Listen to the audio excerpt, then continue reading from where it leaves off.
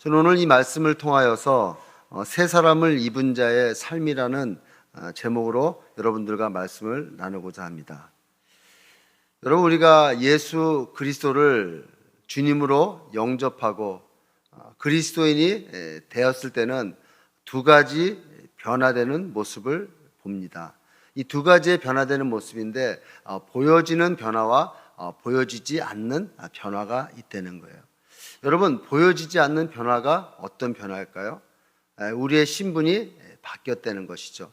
그러니까 마귀의 자식이요 지옥의 백성이었던 우리가 하나님의 자녀요 천국의 백성으로 우리의 신분이 바뀌었는데 이것은 눈으로 보이지가 않습니다. 근데 이 보이는 변화는 우리가 삶의 방법이 달라졌다는 것이죠. 이 가치관이 달라졌다는 거예요. 그러다 보니까 어떻게 우리의 언어가 바뀌어지고 또 우리의 삶의 활력소가 틀려지는, 그러니까 전체적으로 우리가 바라보는 그 가치관이 틀려져 있기 때문에 가는 길도 다르고 또 가서 나타나는 현상도 틀려진다는 것이죠. 그러니까 하나님의 은혜로 신분의 변화가 일어났다면 삶의 습관의 변화를 통하여서 우리는 하나님의 자녀다운 삶을 살아나가야 된다는 것이죠. 여러분, 우리가 살아가면서 이런 얘기 하잖아요. 너답지 않다. 그건 그 사람답지 않아. 그런 말들을 많이 듣습니다. 너답다, 그 사람답다라는 그 뜻이 무엇일까요? 그 사람, 그 자리, 그 위치에 하는 행동을 하는 것을 그 사람답다라고 이야기를 하는 것입니다. 여러분, 우리는 모두 허물과 죄로 죽었던 존재들이었어요. 그러니까 뭐예요? 사탄의 조종을 받으며 세상 풍조에 따라 흘러서 세상에 소망도 없이 살았던 우리들을 하나님께서 독생자 예수 그리스도를 보내셔서 그의 피로 우리를 구속하셨습니다. 그 보혈의 피로 우리의 모든 죄를 씻겨내시고 우리의 허물을 다 덮어주셨어요. 그리고 뭐라 그래요? 세상 끝날 때까지 너희와 항상 함께 하시겠다라고 말하고 있습니다. 그 신 하나님의 은혜를, 그 베푸신 그 하나님의 은혜를 우리가 받았다면은 그 복음에 합당한 삶을, 구원에 합당한 삶을 살아나갈 때 하나님께서는 우리에게 큰 축복의 선물을 주실 줄로 믿습니다. 여러분, 우리가 어떠한 행동을 해야지, 또 하나님 앞에 이런 것 저런 것들을 해야지 우리는 구원의 축복의 선물을 받는 것이 아닙니다. 하나님께서는 우리가 믿을 때, 예수 그리스도가 십자가에 못 박혀 죽은 것을 믿을 때 우리는 구원을 쟁취합니다. 구원을 얻습니다. 그것도 뭐예요? 하나님의 선물이라는 것이죠. 그러니까 우리가 예수 그리스도를 영접했을 때 우리 영혼은 새롭게 변화가 됐다는 거예요. 우리의 속사람은 새롭게 변화가 되었는데 이것이 바로 새 사람을 입었다라고 말하고 있는 것이죠. 그러면 새 사람을 입었다라면은 이 새 사람을 입은 자다로의 삶을 살아나가야 된다는 것이죠. 그러니까 내가 속사람이 바뀌었으면은 겉사람도 바뀌어져야 된다는 거예요. 여러분, 어떤 분이 몸이 안 좋으셔서 병원에 갔어요. 근데 우리가 봤을 때는 그 현상에 아픈 건지 알았는데 알고 봤더니 이 안에 속에서 문제가 생겨서 거기에 결과물로 나오게 됐다는 것이죠. 그럼 뭐예요? 이 겉에를 아무리 치료해도 치료가 안 되지만 이 속에 있는 것들을 치료하게 되니까 자연적으로 치유가 된다는 거예요. 여러분, 우리 겉사람의 변화도 우리가 변화되는 것이 아니라 내 안에 있는 내 속사람이 새로워졌다면 이 속사람을 새롭게 하신 성령님의 역사에서 새롭게 변화가 된다는 것이죠. 그러면 여러분, 이제부터 인격적으로 새로워져서 겉사람의 행실과 생활 면에서도 우리가 새로워지도록 성령님께 의지해야 되는 것입니다. 그러면 여러분, 새 사람을 입은 자들의 삶, 구체적인 삶은 어떤 방식의 삶일까요? 첫 번째로 구별된 삶의 방식대로 살아나가야 된다는 것입니다. 여러분, 구별된 삶의 방식으로 살아나간다는 이 말의 뜻은 옛 습관을 버리라는 것입니다. 옛 습관을 버리고 살아갈 때 우리는 하나님의 자녀답게, 새 사람을 입은 자답게 살아나간다는 거예요. 여러분, 우리가 지금 어디에 살고 있습니까? 미국에 살고 있죠. 미국에 살고 있으면은 미국에 맞는 언어를 해야 돼요. 영어를 해야 되는데 제가 영어가 좀 짧습니다. 그러다 보니까 누리며 살지를 못하는 거예요. 그 식당에 가서 음식을 먹어도 음식을 시켜서 먹을 수 있는데 맛있는 걸 시켜 먹지를 못하는 거예요. 왜? 언어가 짧기 때문에. 여러분, 천국의 백성으로서 천국의 삶을 누리려면 천국의 언어로 사용해야지 하나님이 주시는 그 축복을 누리며 살아나갈 수가 있습니다. 그럼 뭐예요? 하나님이 원하시는 언어, 하나님이 원하시는 말로 바뀌어야 된다는 거예요. 우리는 세상적인 말을 많이 사용합니다. 그러나 하나님, 천국의 백성다운 말의 변화가 있을 때 우리는 구별된 삶의 방식대로 살아나갈 수가 있는 것입니다. 그래서 에베소 4장 25절 보면은 그런즉 거짓을 버리고 각각 그 이웃과 더불어 참된 것을 말하라. 이는 우리가 서로 지체가 됨이라. 또 29절에서도 보면은 무릇 더러운 말은 너 입 밖에도 내지 말고 오직 덕을 세우며 소용되는 대로 선한 말을 하여 듣는 자들에게 은혜를 끼치게 하라 라고 이야기하고 있습니다. 거짓을 버리고 참된 말을, 또 더러운 말을 버리고 덕스러운 말을 통하여 은혜를 끼치라라고 말하고 있어요. 여러분, 우리가 어떻게 구원을 받았습니까? 하나님의 은혜로 우리는 구원을 받았다는 거예요. 그러면 그 은혜를 끼친다라는 이 말은 제공하다, 또 전한다, 이런 말의 뜻이거든요. 그러니까 내가 은혜를 받아서 그 은혜로 살아간다면 그 은혜를 다른 사람들한테 끼치려는 거예요. 왜? 우리는 서로 지체이기 때문에. 우리는 하나님의 지체이기 때문에 우리는 좋은 말, 참된 말, 또 덕을 세우는 말을 통하여서 은혜를 끼치라라고 말하고 있습니다. 여러분, 이게 바로 우리가 살아나가는 천국 백성의 삶이라고 오늘 성경은 말하고 있는 것입니다. 여러분, 사람들 중에 말할 때는 싸우듯이 큰 소리로 얘기하는 사람이 있어요. 또 어떤 사람은 이 사랑스럽게 말하는 사람이 있어요. 제가 예전에 학교를 졸업하고 고등학교 졸업하고 부산에를 한번 놀러 갔습니다. 부산이 어떤지 바다를 보러. 그래서 그때 이제 찻집을 간 기억이 나는데 저희 친구들은 서울에 살다 보니까 말이 이렇게 조용조용히 얘기를 해요. 근데 거기서 우리들이 조용조용히 얘기하니까 그 차를 가져다 주는 그 아가씨가 저희한테 그러더라고요. 왜 젊은 사람들이 속삭이냐고. 젊은 사람들이 왜 속삭이냐고. 남자답게 좀 이렇게 말하지 않고 속삭이냐고 얘기를 하는 거예요. 그것은 뭐예요?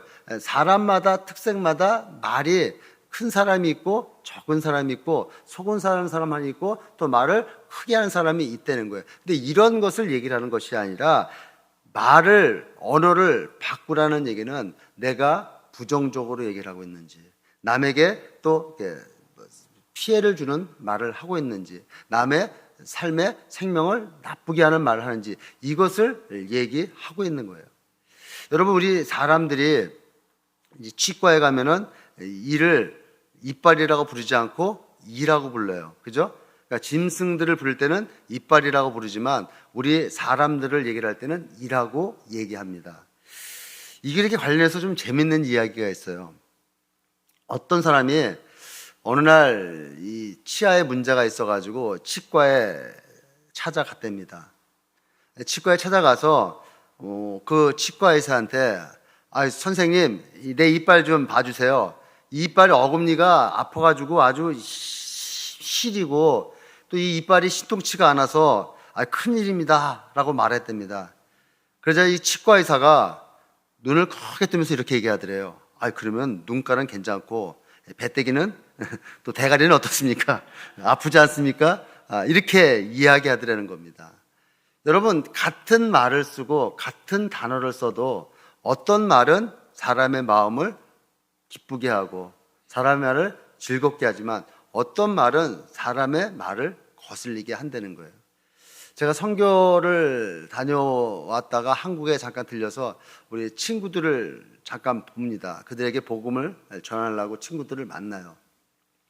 벌써 20년을 만나는데도 복음을 받아들이는 사람이 10분의 2밖에 안 돼요.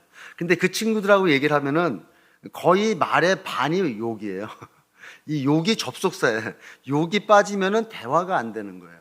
그러다 보니까 이 막 거슬리는 거야. 같이 있는 게 마음에 부담이 되고 마음이 힘든 거예요. 근데 예전에는 저도 그 무리에 섞여서 그렇게 이야기를 했거든요. 그러니까 욕이 반이고 남 험담하는 거, 이게 이야기의 주제예요. 그러니까 그날 그 자리에 참석하지 않은 우리 친구들은 항상 그 밥상에 올라가서 이야기거리의 주제가 되는 것이죠. 그럼 뭐예요? 그러다 보니까 별로 좋은 또 효과가 좋은 영향력 있는 대화가 안 되더라는 것이죠. 여러분, 그래서 뭐예요? 더러운 말은 하지도 말라는 거예요. 여러분, 더러운 말, 이 말의 그 원어적 의미는 썩은 열매라는 뜻이 있습니다. 여러분, 썩은 열매는 뭐예요? 열매를 보고 그 사람을 알 수 있다라고 그러잖아요. 그 사람이 그 마음 가운데 하나님의 영으로 충만한 사람이라면은 그 열매는 좋은 열매가 되어야 된다는 것이죠. 그러니까 내 안에, 내 마음에 성령의 충만함이 없기 때문에 이 말에서 더러운 말, 안 좋은 말, 이 썩은 열매와 같은 말이 된다는 거예요. 그렇지만 우리는 하나님의 자녀이고 내 안에 성령님이 계시기 때문에 우리는 순화된 말을 사용해야 됩니다. 어디 그 한국에 보면은 이 맛집들 보면은 이 욕쟁이 할머니들이 있잖아요. 음식은 맛있는데 할머니가 욕하면서 먹는 그런 음식점들, 그런 음식점들이 많이 있다릅니다. 그래서 한 인터뷰를 했어요. 아니 왜 할머니는 이렇게 욕을 많이 하십니까? 그랬더니 이 할머니가 이렇게 얘기하시더라고요. 내가 여자의 몸으로 식당을 처음 시작할 때 많은 사람들이 자기를 얕보이고 자기를 이렇게 막 대할 것 같아서 자기가 강해 보이려고 이렇게 말을 세게 하다 보니까 욕이 돼서 이게 습관이 됐다라고 말합니다. 여러분, 내가 강해지기 위해서 욕을 했고 내가 강해지기 위해서 더 했는데 이게 결국은 사단의 속임이 되는 것이죠. 우리는 누가 했어요? 하나님이 나와 함께 하시기 때문에 이런 험한 말을 안 해도 우리는 강한 군사가 될 수가 있다는 것입니다. 그래서 여러분, 우리가 다른 사람에게 또 다른 분들에게 좋은 말, 또 아름다운 말을 할 때 그 마음에 영혼에 하나님의 충만함이 임할 줄로 믿습니다. 이촌수 목사님이 이런 얘기를 하셨어요. 자기가 목회를 하면서 비판하는 말보다는 칭찬하는 말 속에서 변화가 일어났다. 어떠한 상황을 보고 판단해서 비판하고 잘못된 거 꼬집고 해서 그 사람한테 그런 얘기를 하는 것보다 그 사람을 칭찬하고 그 사람에게 잘한다라고 얘기했을 때 그것이 바로 변화의 역사가 일어났다는 것이죠. 그래서 고래도 칭찬하면 춤춘다라고 얘기하지 않습니까? 여러분, 우리가 덕을 세우는 때는 선한 말을 해야 된다는 거예요. 그리고 말에 관련돼서는 또 거짓말을 조심해야 됩니다. 여러분, 거짓말이라는 것은 자기의 이익을 위해서, 자기의 이득을 위해서, 또 혹은 무시당하지 않기 위해서, 또 자기를 더 돋보이기 위해서 거짓말을 합니다. 여러분, 사도행전 5장에 보면은 아나니아와 삽비라의 이야기가 있습니다. 아나니아와 삽비라가 그 마음 가운데 하나님 앞에 드리기 위해서 그 밭을 판 것이 아니라 다른 사람들이 밭을 팔아서 주님 전에 내놓으니까 자기도 돋보이기 위해서, 자기도 사람들에게 인정받고 싶어서 자기가 자기 밭을 다 내놓겠다라고 얘기합니다. 그렇지만 나중에 어떻게 돼요? 성령님 앞에 거짓말을 하게 되잖아요. 여러분, 이 말은, 우리 말은 아다르고 어다르라고 얘기를 해요. 비슷한 말인데도 사람의 의도에 따라 그 이야기가 틀려진다는 것입니다. 내가 어떤 의도를 갖고 말하느냐, 내가 어떠한 생각을 가지고 이야기하느냐에 따라서 그 사람에게 칭찬의 말이 될 수 있고 그 사람에게 안 좋은 말이 된다는 거예요. 여러분, 이 거짓말은 결국은, 거짓을 가장한 이 말은 결국은 관계를 깨어뜨리게 된다는 거예요.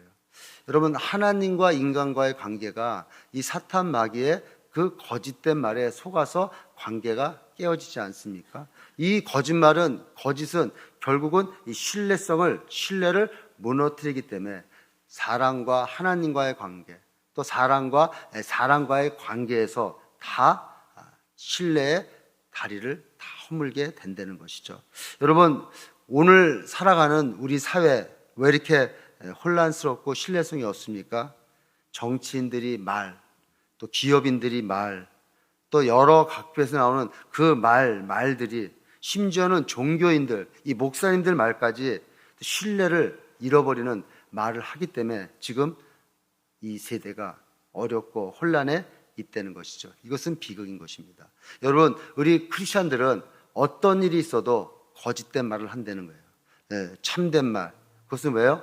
은혜를 끼쳐서, 덕스러운 은혜를 끼쳐서 그들에게 복음을 전하기 위해서 우리는 참된 말을 해야 되는 줄로 믿습니다. 왜요?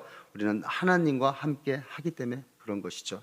우리 소명교회 성도 여러분들은 올 한 해 수고하고 애쓰셨습니다. 온 한 해를 돌아보면서 나는 더러운 언어를 사용하지 않았는지, 나는 거짓된 언어를 사용하지 않았는지 한번 생각해 보시고, 하나님이 기뻐하시는 참된 말과 하나님이 기뻐하시는 선한 말을 통하여 많은 사람들에게 좋은 영향력을 미치는 우리 성도님들 한 분 한 분 되시기를 주님으로 축복드리겠습니다. 그래서 잠언 4장 23절에 보면은 모든 지킬 만한 것 중에 더욱 내 마음을 지켜라, 생명이 그러니 이에서 남이니라. 여러분들 마음을 잘 지키셔야 돼요. 이 마음을 잘 지키셔야지 이 마음에서 나오는 이 말이 밖으로 나올 수가 있는 것입니다. 그 다음에 새 사람을 입는 자의 삶의 방식 두 번째는 하나님의 성령을 근심시키지 말아야 합니다. 30절 말씀에 보면은 하나님의 성령을 근심하게 하지 마라. 그 안에서 너희가 구원의 날에 인치심을 받았느니라.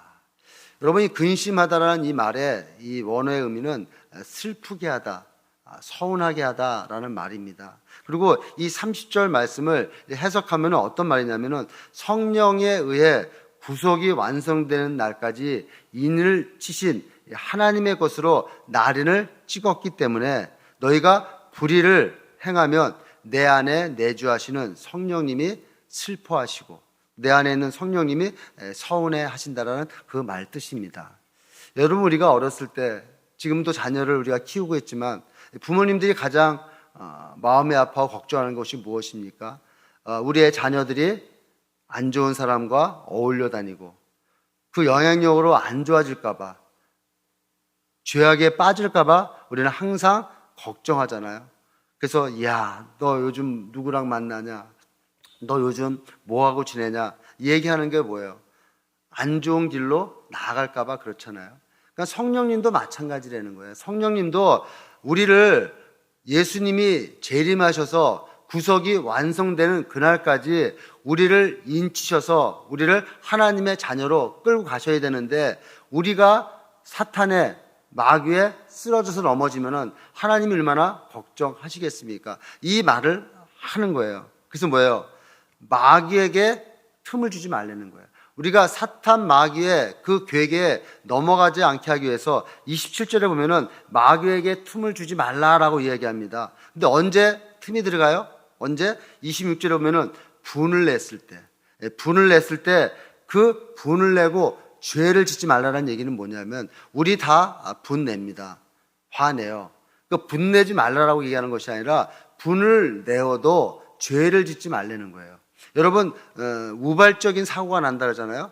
갑자기 화가 나서 사람을 친다든지 또 그 사람을 어떻게 해요? 확 밀친다든지, 그러니까 갑자기 분이 나서 사고가 나는 그런 경우가 많다는 거예요. 그리고 왜요? 밤이 맞기 전에 분을 풀라 그러잖아요. 내가 분을 품고 밤에 잠을 자면은 여러분 어떤 생각을 합니까?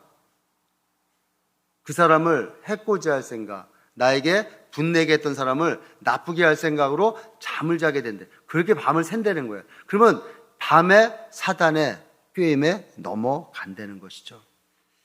여러분, 제가 저번에도 한번 그런 얘기를 한번 했는데, 제가 동물의 왕국을 요즘 가끔 봅니다.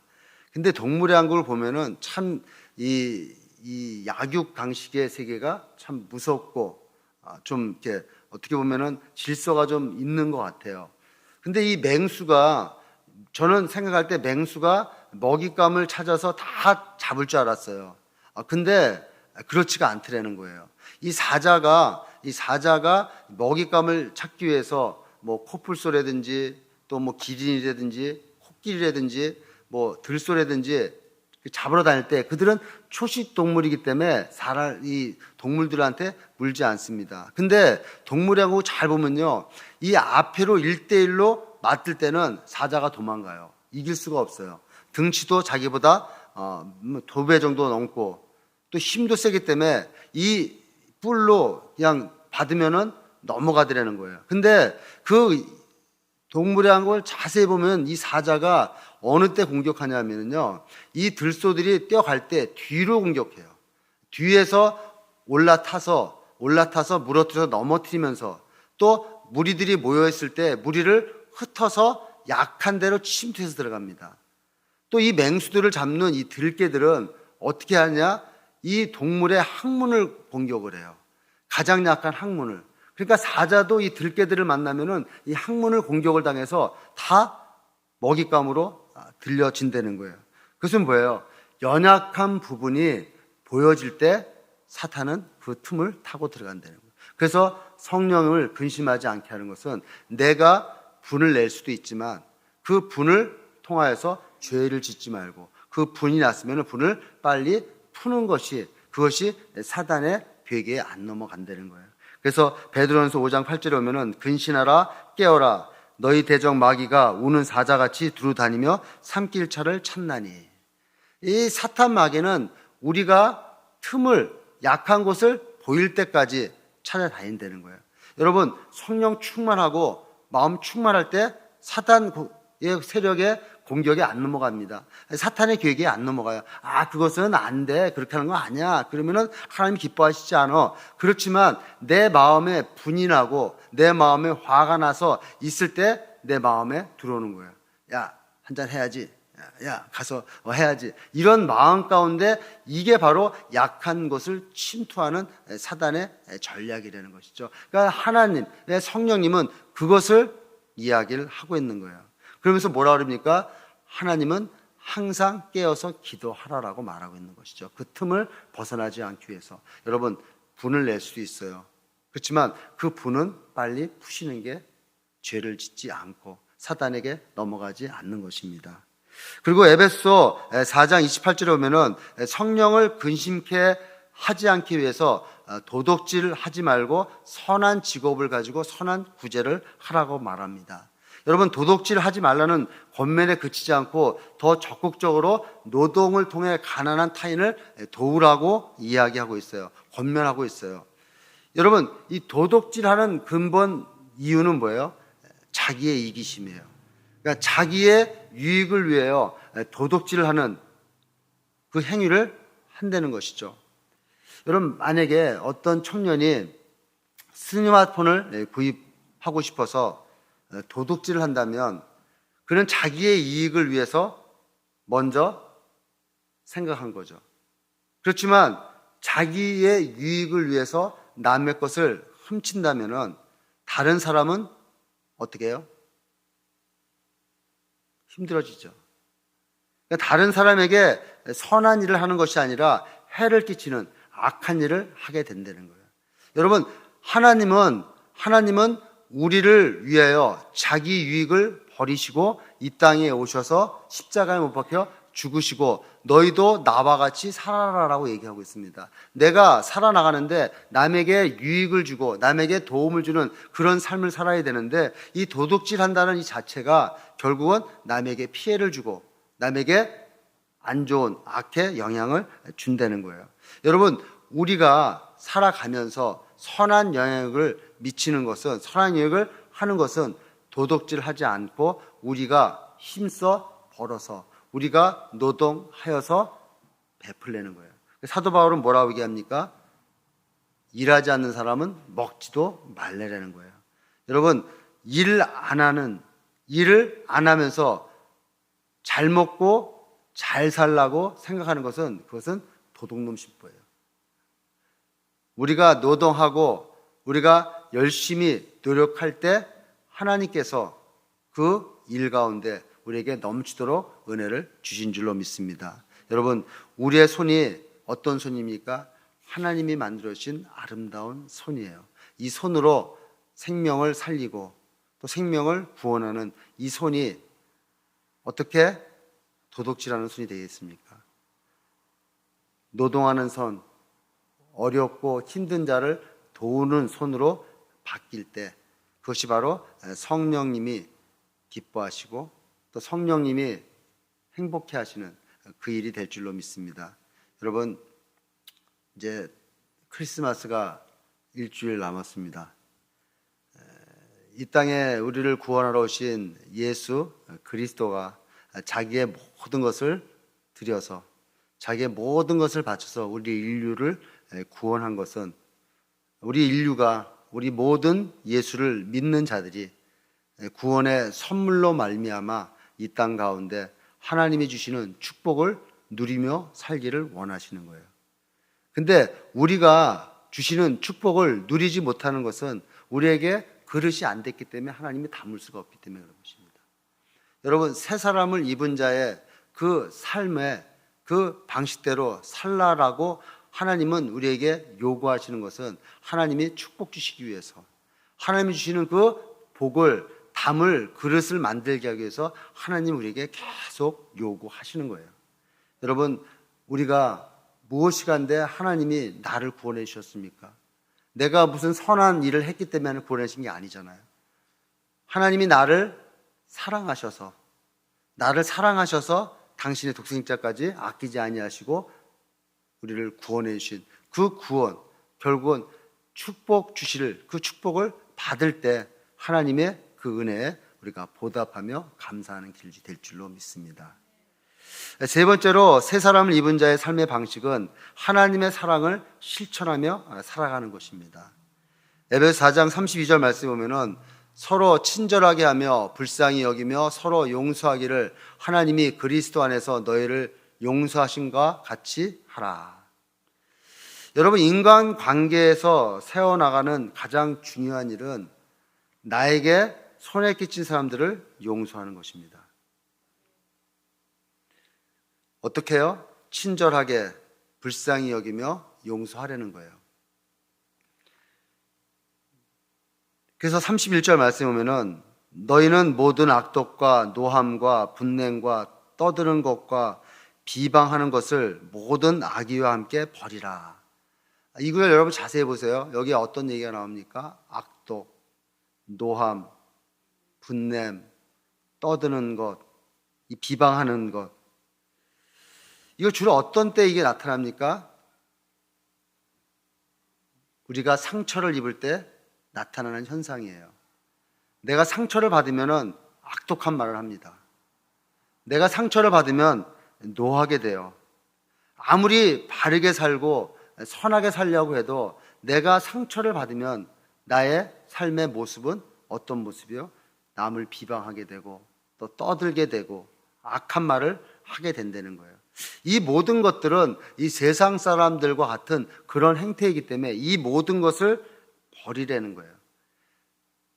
이 모든 것을 버릴 때 내 마음 가운데 용서하는 마음이 생긴다는 것이죠. 여러분, 근데 이게 가능해요? 우리가 예수님과 같이 그런 마음입니까? 나를 힘들게 하고 나에게 상처 준 사람을 내가 쉽게 용서할 수 있나요? 우리의 본성으로는 도저히 할 수 없는 일이에요. 그래서 본문에서 제시하는 것은 뭡니까? 하나님의 용서를 생각하려는 거예요. 우리의 본성, 우리의 인간의 말씀, 우리의 삶으로는 이것이 안 되니까 하나님의 용서를 생각하려는 거예요. 여러분, 마태복음에 보면은 한 임금이 1만 달란트를 빚진 종을 불러서 그 빚을 완전히 탕감해 줍니다. 이 탕감받은 종이 밖으로 나가니까 자기한테 빚진 자, 그 사람을 만나는 거예요. 근데 그 사람이 얼마를 빚졌냐? 100데나리온을 빚진 거예요. 이 100데나리온은 1만 달란트의 60분의 1밖에 안 됩니다. 그러니까 60만 분의 1이죠. 60만 분의 1밖에 안 돼요. 그러니까 하나님 임금이 1만 달란트를 나를 빚진 것을 탕감해 줬어요. 근데 나는 60만 분의 1도 안 되는 그 돈을 받아내려고 그 사람을 다그칩니다. 그 이야기를 들은 왕금이 사람을 보내서 그 종을 데리고 오잖아요. 여러분, 이 비유가 바로 용서에 대한 비유입니다. 그 베드로가 물어요. 주여, 형제가 내게 죄를 범하면 몇 번이나 용서를 할까요? 그러면 스스로 답변합니다. 7번까지 하리이까? 그러는 거예요. 이 말은 무슨 말이냐면요, 이 당시 이 유대 율법에는 용서는 2, 3번까지만 용서해 주라고 되어 있어요. 그러니까 2번, 3번만 용서해 줘도 그것은 성자다라고 얘기를 하는 거예요. 그러니까 베드로는 뭐예요? 예수님, 7번까지 용서하면은 되지 않습니까? 라고 얘기하는 것은 그 당시의 기준으로 봐서 가장 넉넉한 마음이었어요. 그래서 아마도 이 베드로는 예수님한테 칭찬받으려고, 야, 베드로야, 네가 과연 내 수제자다, 이렇게 들으려고 얘기합니다. 근데 예수님의 입에서 의외의 얘기가 나오는 거예요. 베드로야, 내가 너한테 얘기하는데 7번이 아니라 7번에 70번까지, 그러니까 7 곱하기 70은 490번이라도 용서하라는 거예요. 그것은 뭐예요? 완전하게 용서하라는 뜻인 것입니다. 이 말씀은 용서의 원리를 이야기하는 거예요. 1만 달란트를 탕감받은 그 종이 1만 달란트에 60만 분의 1도 안 되는 그 100데나리온을 용서하지 못한다면 이것은 받은 용서에 비해서 우리가 못하고 있다라고 얘기하는 것이죠. 우리의 본성은 도저히 할 수 없는 일이지만, 그렇지만 내 안에 계시는 성령님으로 말미암아 할 수 있는 것, 그것이 바로 하나님의 용서라는 것이죠. 여러분, 그렇습니다. 이것이 바로 비결이에요. 우리의 힘으로는 도저히 용서할 수가 없어요. 근데 나에게 피해를 입히고 나에게 상처를 입힌 그 사람을 어떻게 용서할 수 있겠습니까? 그렇지만 하나님으로부터 받은 용서를 생각해 보면은 우리는 용서할 수가 있다는 거예요. 여러분, 하나님이 우리 인간을 용서하기 위해서 당신의 독생자 예수 그리스도를 이 땅에 보내주셨습니다. 하나님 우리에게 거저 용서를 허락하신 게 아니에요. 그만한 대가를 하나님이 치르셨다는 거예요. 왕이 1만 달란트를 탕감해 준 그것보다 더 큰 우리의 생명을 하나님이 용서해 줬다는 거예요. 그 용서한 그것을 우리는 받아들여야 된다는 것이죠. 여러분, 새 사람을 입는다는 그 의미가 무엇입니까? 새 사람을 입는다는 것은 믿음으로 구원받은 사람들을 말하고 있는 거예요. 여러분, 우리가 행동을 잘못했다 그래서 구원을 잃는 것은 아닙니다. 우리가 신앙생활 할 때 잘 생각해야 될 게, 내가 이것을 안 하면은 구원을 잃는 거 아닌가? 하나님의 자녀가 아닌가? 라고 생각할 수 있어요. 그렇지만 여러분, 구원하고는 상관이 없습니다. 구원은 예수 그리스도를 믿음으로 구원을 받습니다. 예수를 믿음으로 예수님이 우리에게 옷을 입혀줘서 우리의 죄된, 우리의 모난 그 모습들이 예수님이 입혀주신 그 칭의의 옷을 입었길래 하나님이 그 옷을 보시고 우리의 모든 죄를, 또 우리의 모든 것을 다 보지 아니하시고 우리를 의롭다라고 인정해 주신다는 거예요. 그러니까 뭐예요? 새 옷을, 새 사람을 입은 사람들은 이 구원, 이 칭의의 차원이 아니라 내가 더 큰 축복, 나에게 구원해 주신 그 하나님의 은혜에 감사해서 내가 하나님이 원하시는 방법대로 살아나가는 것이죠. 그렇게 살아나갈 때 하나님이 우리에게 주시고자 하시는 그 축복이 우리의 삶 가운데 임하게 될 줄로 믿습니다. 여러분, 제가 미국에 오기 전에 한국에 있을 때 저희 친구한테 제가 좀 큰 돈을 빌려줘서 그것을 못 받았어요. 근데 그 친구도 당시 너무 힘드니까 저한테 안 좋은 말로 또 저희 마음을 힘들게 했던 그런 사건이 있었습니다. 그래서 미국에는 와야 되기 때문에 저희 아내하고 그 돈 그냥 없는 셈 치고 용서해 주자. 그리고 우리가 미국에 왔습니다. 미국에 왔는데 가져온 돈으로 그럭저럭 뭐 풍족하진 않지만 살아가게 됐는데 어느 날 시간이 흘러서 가져온 돈도 다 쓰고 시중에는 땡전 한 푼 없는 상태에서 저희 아이가 이제 대학교 갈 때가 된 거예요. 근데 그 당시에는 제가 신분이 안 돼서 영주권이 이제 없고 신청이 들어가야 되기 때문에 아이한테 학비를 이렇게 대줄 수 있는 형편이 안 되는 것이죠.